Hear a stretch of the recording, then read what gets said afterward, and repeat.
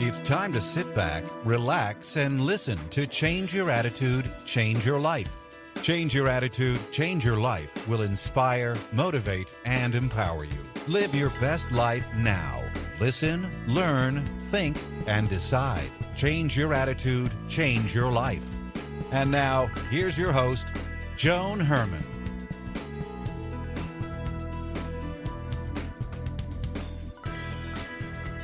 Welcome to Change Your Attitude, Change Your Life. I'm Joan Herman. Thanks for tuning in. Change Your Attitude, Change Your Life brings you interviews with some of the most inspirational and influential people in the world. It's our goal to educate and empower you so you can live your best life now. Thank you for taking time for yourself, and thank you for letting us be a part of your life. We have another great show for you today. Imagine what it would be like getting through your busy day without arms or legs. Picture your life without the ability to walk, care for your basic needs, or even embrace those you love.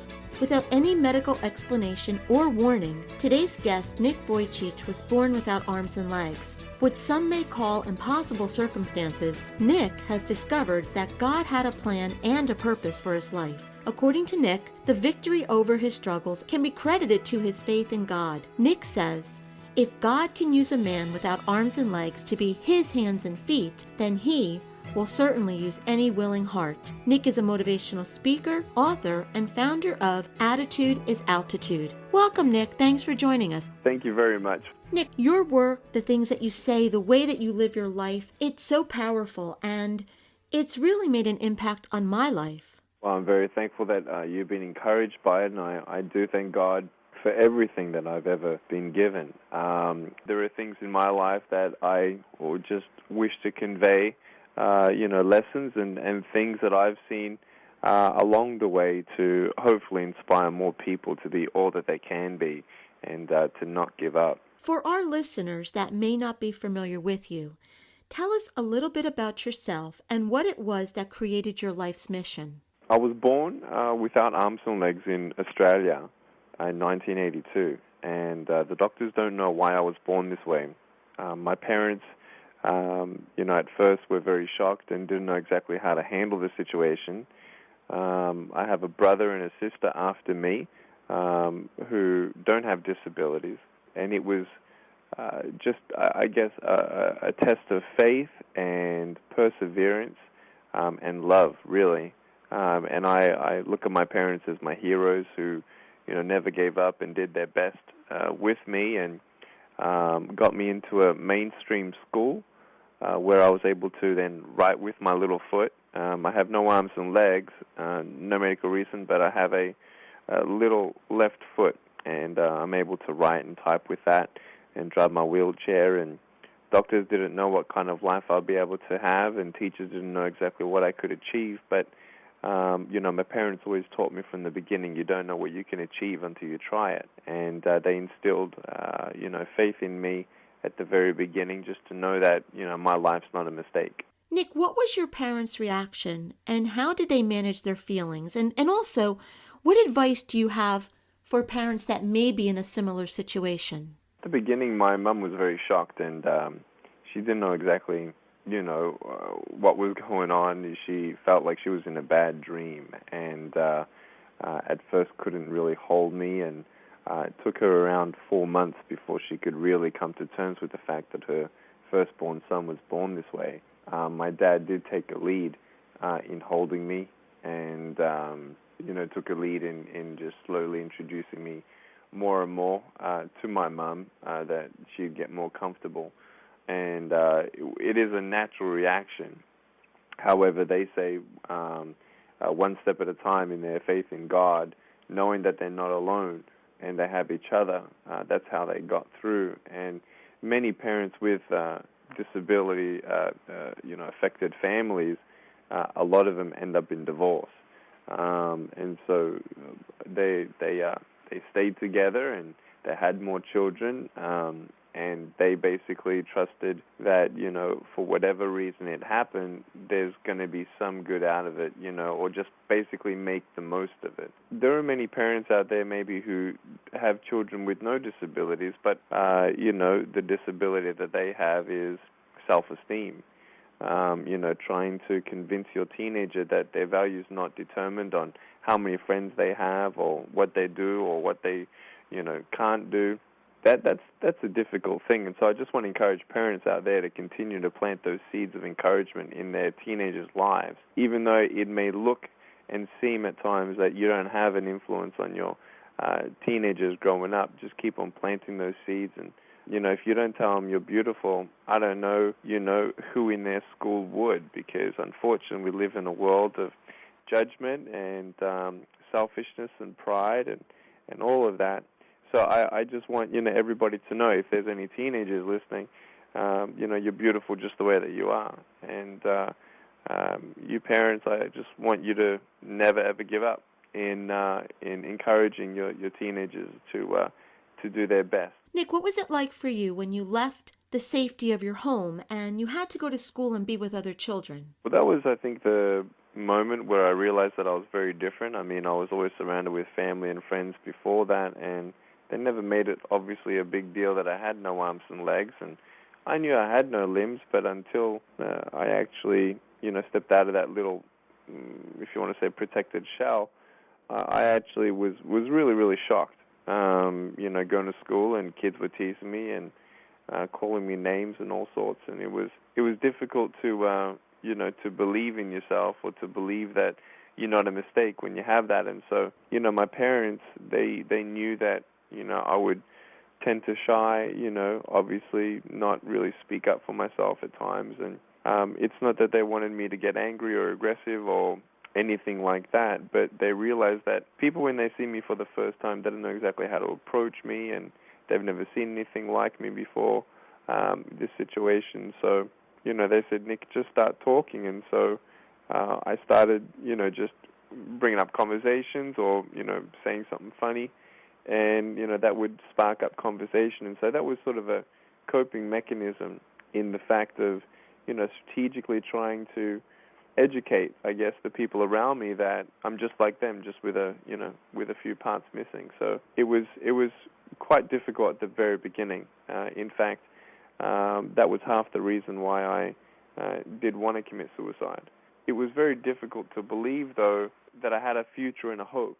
Didn't know what kind of life I was going to live, if I'd ever get a job, and if I was just going to be a burden to my parents, then what's the point of being here? And so I went through a depression. You were quoted as saying that you felt broken, hopeless, alone, and that you didn't see a purpose for your life.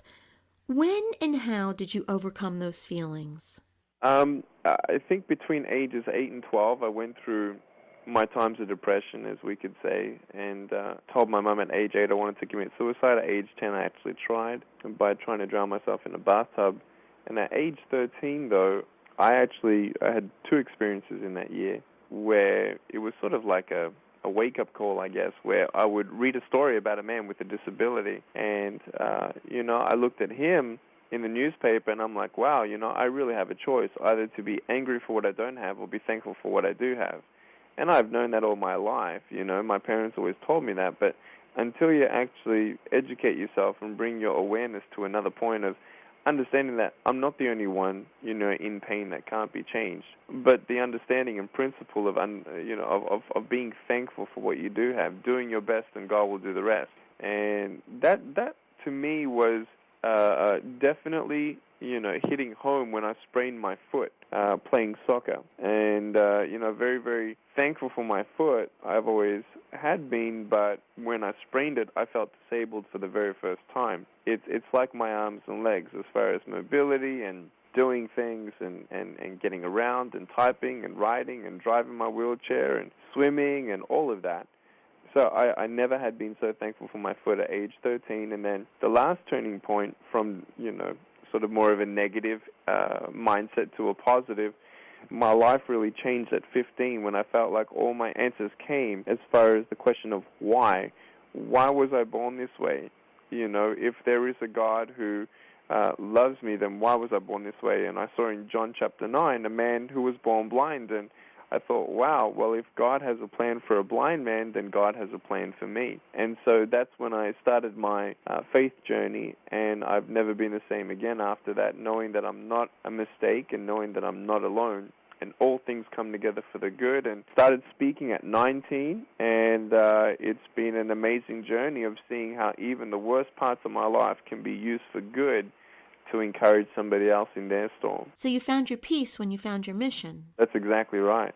I just want people to know that maybe you'll never become a speaker, but you just don't know what platform you have just in your daily life, with a smile, with a phone call, hi, how are you doing? But looking them in the eye and say, no, really, how are you? After they say fine, that's a communication of love. Nick, it reminds me of a beautiful quote from the Butterfly Circus. The greater the struggle, the more glorious the triumph. And what you're saying gives all of us a purpose to get up in the morning. That's right. I mean, I truly believe that every single person does have a purpose.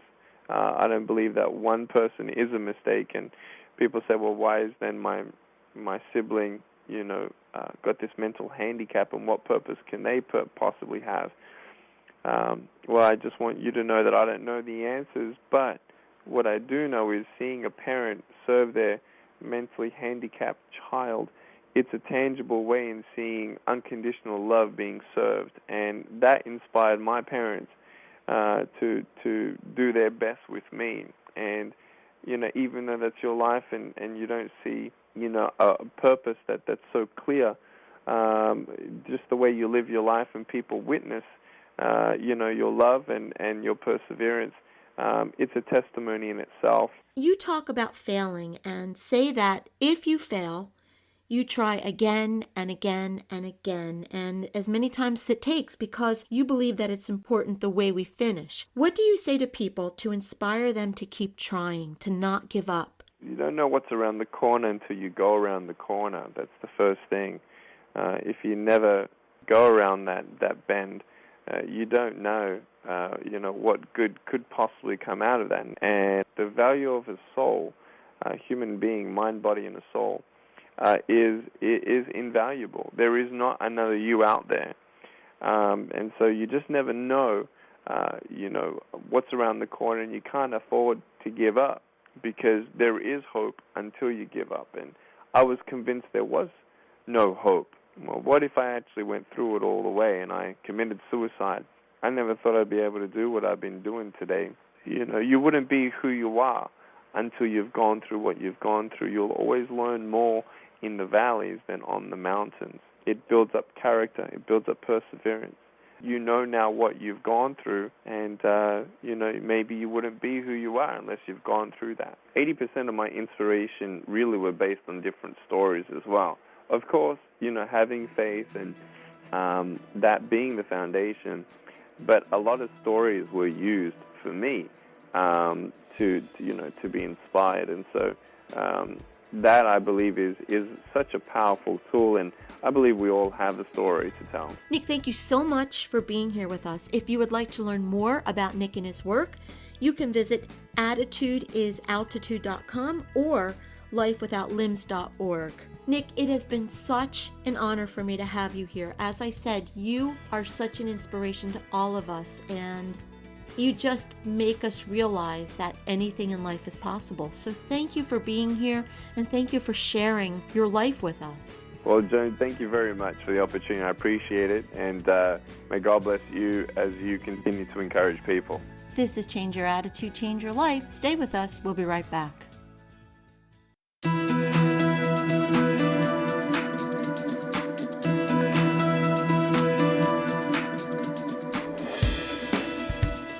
Thank you for joining us. I hope you found the show informative. At Change Your Attitude, Change Your Life, we believe that knowledge is power. Take what you've learned, apply it, and live your best life now. Remember that the information provided are the opinions of our guests and should never replace the advice of a professional who knows your personal situation. If you'd like more information, visit our website, CYACYL.com. While on the site, listen to past shows on demand, read our digital magazine, take part in the book club, check out our team, and be sure to follow the show on social media. Until next time, this is Joan Herman. Thanks for tuning in.